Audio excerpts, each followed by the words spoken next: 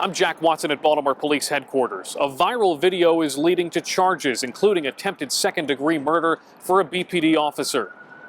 Let me be clear. The actions we saw in the video of Officer Parks are entirely unacceptable.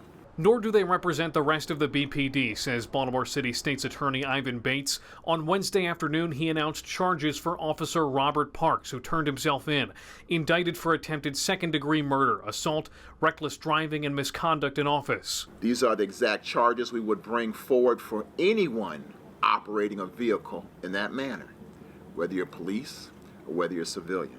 The charges stem from an incident here on Wiley Avenue in Park Heights on October 28th at 5 in the evening.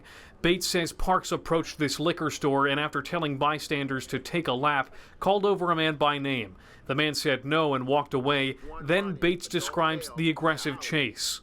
Officer Parks proceeded to drive his police cruiser onto a paved driveway directly at the individual and with increasing speed.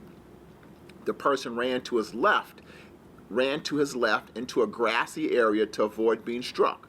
Officer Parks steered his police vehicle directly at the man and struck him in the grassy area.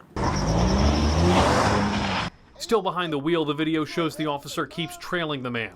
When he eventually ran into an alley, Parks plowed the car into a chain-link fence and continued on foot for a few seconds, ultimately returning to the car. Many in the neighborhood were encouraged to hear about the charges.